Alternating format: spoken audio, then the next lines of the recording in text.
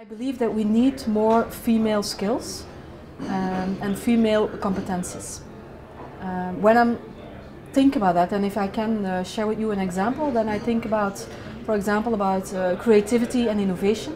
So the ability to see things from a different angle and to look at the business and to treat the business in a different angle, to be more competitive with our organizations. That's for me one example. Another one that I see is team player. We really need people that are capable to drive the diversity in our organizations and in our society. Another one that I really think is important as well is empathy.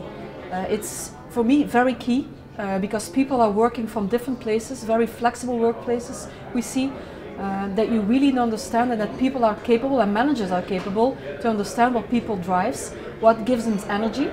If you know what people drives gives them energy and you need to manage the different generations and cultures, you can create environments where people can optimize themselves and give the best for themselves so that you then have as an organization the best results. Your boss shouldn't be a boss anymore, your boss should be a coach. In my case, that is so I like working for my boss, but it's not my boss, it's my coach. And that's what I love in my job, that's why I love working. So it doesn't really feel as working. Some level of empathy is very important, and I think that's where women will play a key role. The empathy, the group feeling, the community. I think the empathy can really stimulate social culture. Of course, a directive leadership is not in place because it will be too restrictive. It will not create the room, the necessary. It will not create the necessary potential for innovation. It will not create an atmosphere of creativeness. And for that, I think the leadership style or role that you really need is a person that is of course a coach, will stand next to their people. And I strongly believe that everybody has their own talents. It's just a matter of finding them and cultivating them. And that person also needs to be, besides a coach, have a very clear vision and strategy on where to go. I mean, the roadmap needs to be clear for the future, and that focus is very important because as a leader you need to make sure that you have a compelling story, that you're able to get your people on board, to get them motivated, to work very hard for the story that you believe in. I do see more shifts in leadership style. I see more people that involve or try to get their people involved in their daily business. On the other hand, I still see the typical male structures and the directive style. And I think it's a pity because it doesn't create enough room to get people to create the necessary environment to grow.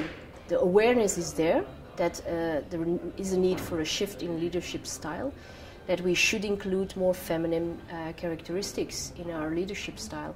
And I think that awareness is there and is increasing, is growing. The best leaders in everything are mentors. I believe in people who coach their own people. I had the luck to start my sales job with a mentor who really listened to me, who really tried to help me share his experience, his knowledge. A mentor is very important in any kind of leadership.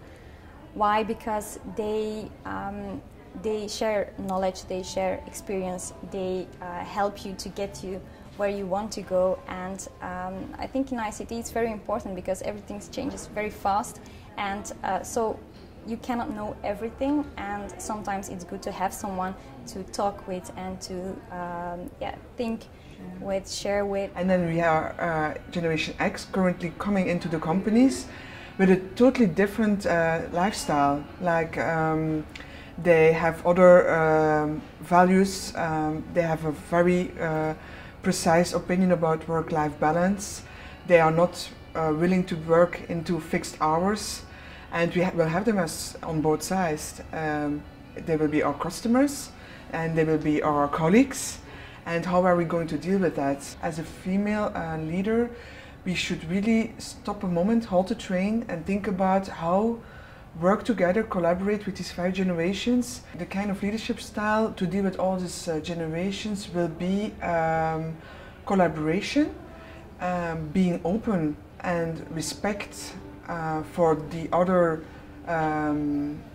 values, and integrate the values into the company and be able to change and go out of the comfort zone and change the values. Focusing on the individual, bringing out the best in that individual, and really acting like a coach, someone that helps you become better at what you're doing, rather than somebody that pushes down, because that's the type of mentality that I feel that my generation, but also the next generation, which is already around the corner, doesn't really accept anymore and doesn't really function under it as well. So that's, in my opinion, the type of leadership that we should strive for. What you see today is that there's so many roles in ICT, going from marketing to sales, and yes, technical, but you should not be thinking that ICT is only those pure technical roles.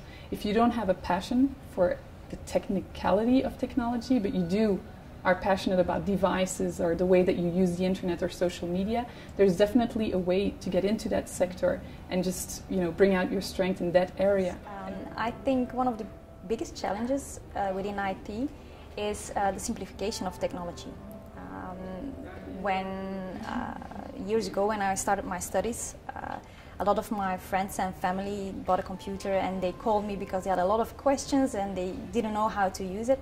And now if you look at small children and elderly who use tablets without days of explanations, I think that it's a good shift, but I don't notice that in the companies. In companies it still stays difficult to use all the technology, all the applications that business people get, and they always have to follow so many courses, and when they finally know how to use it, there's a new version, and I think there's a big challenge to make everything simpler. Business needs to know what is possible and needs to be aware of the ICT evolutions. On the other hand, we need to know, of course, what the business wants, and the sooner we know, the better, of course, so that we can anticipate.